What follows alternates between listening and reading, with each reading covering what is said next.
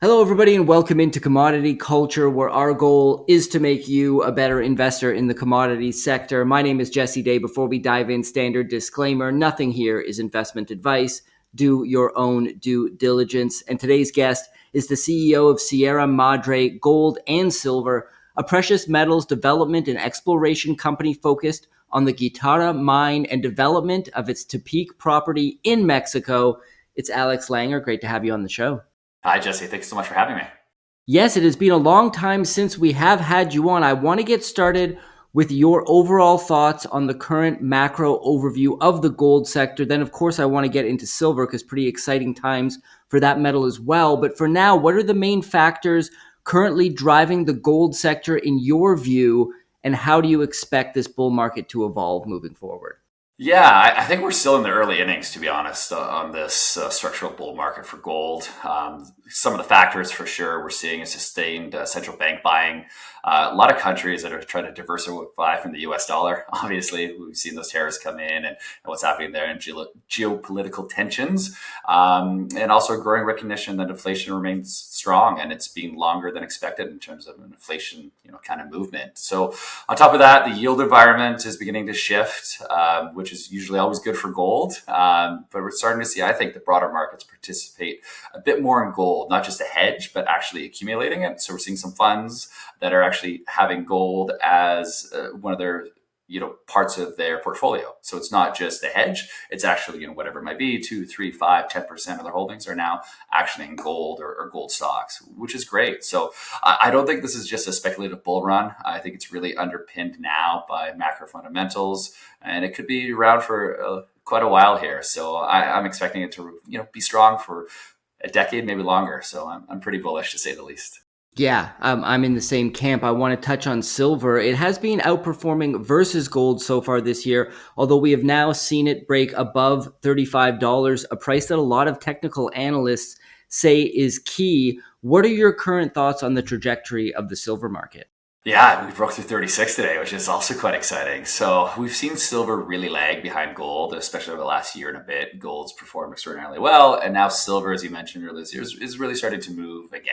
And, the gold silver ratio used to be, 35 to 1. And now we're well over 100 to 1. And if it ever does catch back up, that's could mean a really nice silver run for quite a while. And historically, it takes a while. Silver usually does catch up, but it takes a while, and we could be right at the footsteps of a breakout. So I think longer term, what I love about silver is it's not just a store of value. It's not just a hedge, which you get a bit of that, jewelry, things like that, but it's also used in a lot of industrial processes. And the biggest one is, solar panels right now. We're seeing, close to 20% of all silver goes straight to solar panels. And once they're in a solar panel, they're good for a long time, 20 to 25 years before you'd even think of maybe even recycling it. So, it's a buy and hold, and the commodity is just kind of being bought up. And just a small anecdote, myself being a silver producer and chatting with a number of the other ones within Latin America, we're seeing so much demand right now from the smelters for any silver offtake and concentrate that the offtake agreements are really, really favorable right now for the silver developers. I've never seen it. I've done a number of offtakes in the past, whether it's gold or copper or lithium, but silver right now, the terms are amazing. So obviously somebody's trying to buy as much silver as they can. And, for a silver developer or a silver producer, it's a good thing right now. If you had to speculate, would you say most of that is industrial demand? Do you have any insights into the people on the other side of that purchase? Yeah, I assume a majority is going to Asia, to be honest. So I don't know if that's just industrial demand. I assume they're stockpiling for future use as well. It's, silver is the best conductor of electricity. It's better than copper. It's just so expensive. So when you're looking at, specialized machinery, whether it's aeronautics or, space exploration, things like that, you need a lot of silver components. So I think it's a bit of both, to be honest. And again, silver generally is a poor man's gold as well. So if gold and silver start to run, it's also a store of value. So if you can't get as much gold you're looking for, works just as well. Absolutely. Now, there's been a lot of talk about gold being reintroduced into the monetary system in one form or another over the past few years.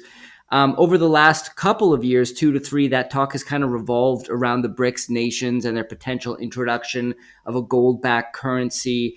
There was quite a stir about this on social media for some time, although it never fully materialized. Now it seems to have pivoted to being a US story because we're hearing talk about gold-backed bonds. We're hearing talk about a revaluation of gold on the Fed's balance sheet. Of course, the Fort Knox discussion is always out there. Are these mostly, distractions, or are these news items that we should really be paying attention to?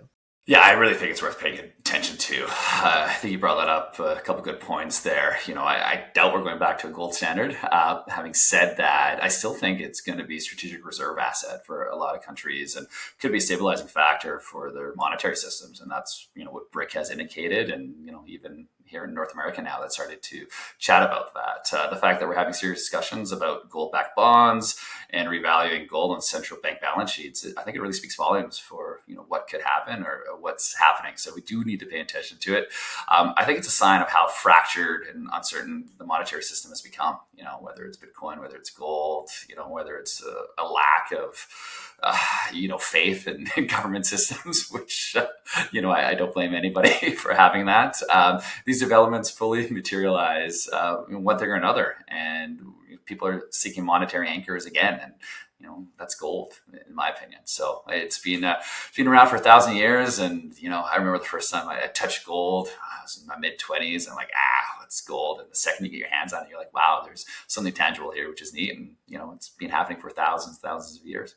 Yeah, I think there's actually a part of our evolutionary psychology that is wired to view both gold and silver as money, because I had that same experience when my journey in stacking precious metals began with silver. And when you just feel that first It's silver crazy. coin, the weight of it in your hand, yeah, it wakes you up. It's very interesting. I think one of the main cases to own precious metals is certainly the debt and deficit situation. We have seen the Doge committee, much like the Grace Commission back in Reagan's day, be really unable to make meaningful impacts on government spending. Trump proposing raising the military budget to over $1 trillion next year.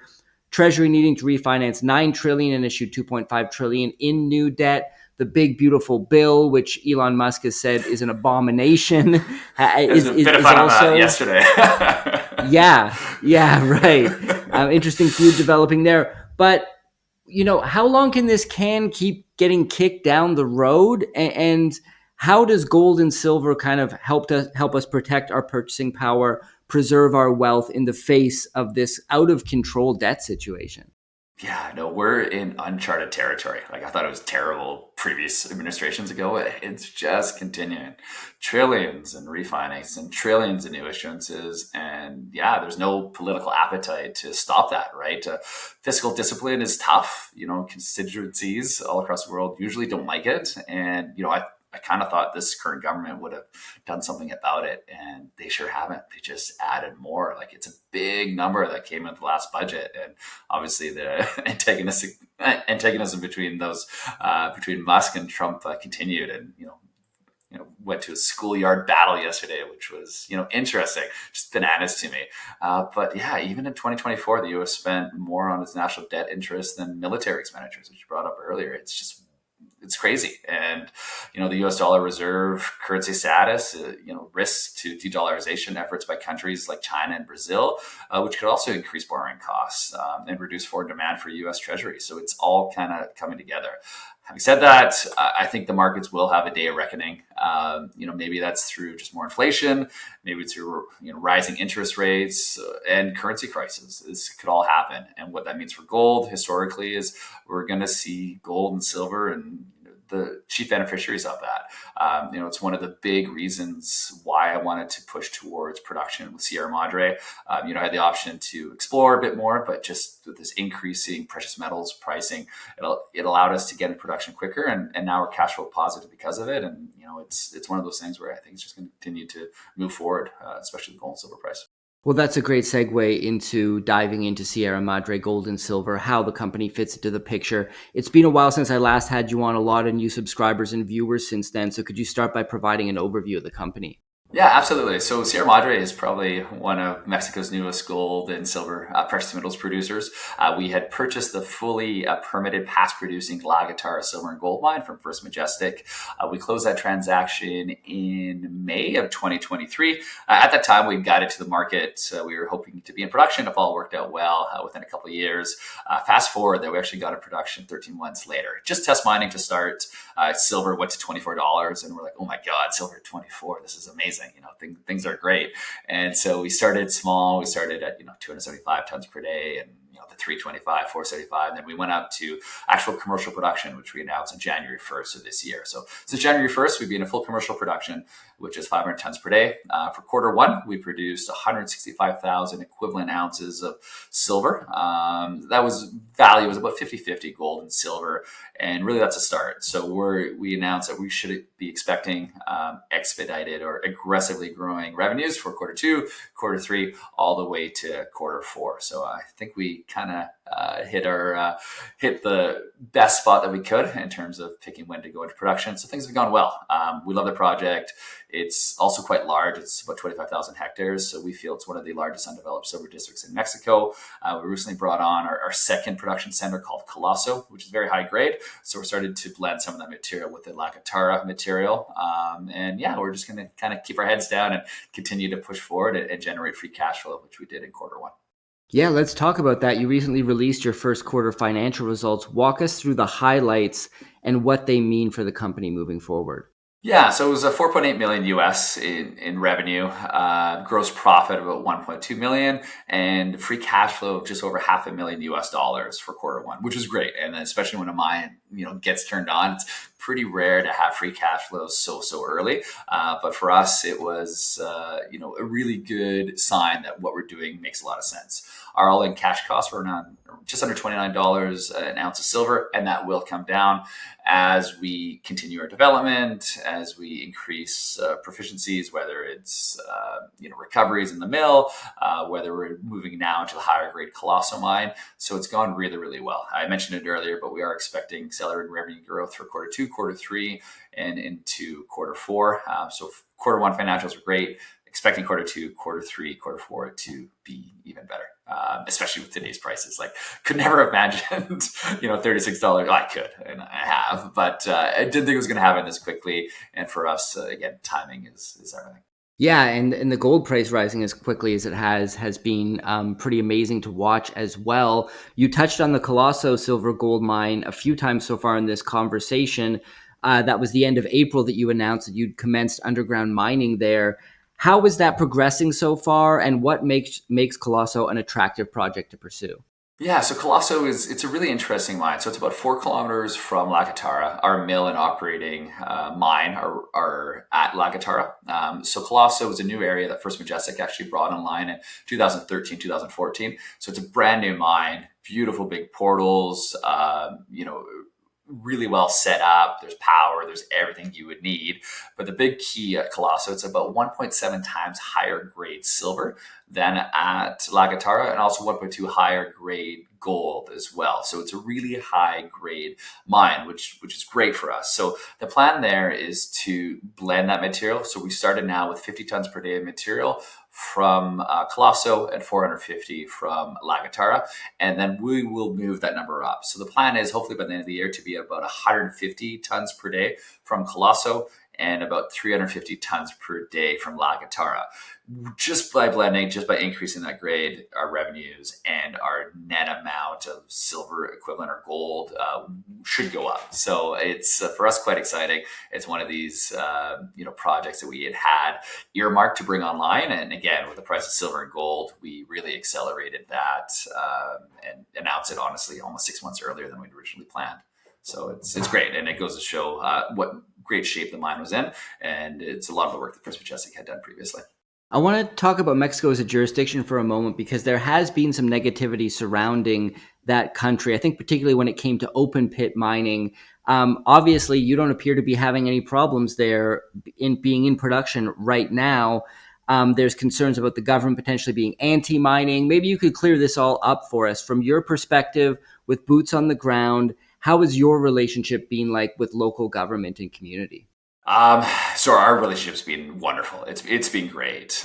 We were able to get some permits relatively quickly. We're now able to do paste backfill on the mine when we choose to do so. We're able to convert a wet tailings facility to dry stack. We even got 54 drill hole permits. And so our relationships on the ground have been amazing. Now, more the macro and federal government view, it's changed. So previous administration, there was quite a bit of rhetoric, as you had mentioned, banning open pit mining, things like that. And, it really hurts the whole sector. And we saw that. We saw a lot of investment not flowing back, going into Mexico, whether it was exploration, whether it was for expansion for plants and things like that. And it's never great. So, I was a little concerned when the current government came in, mid last year.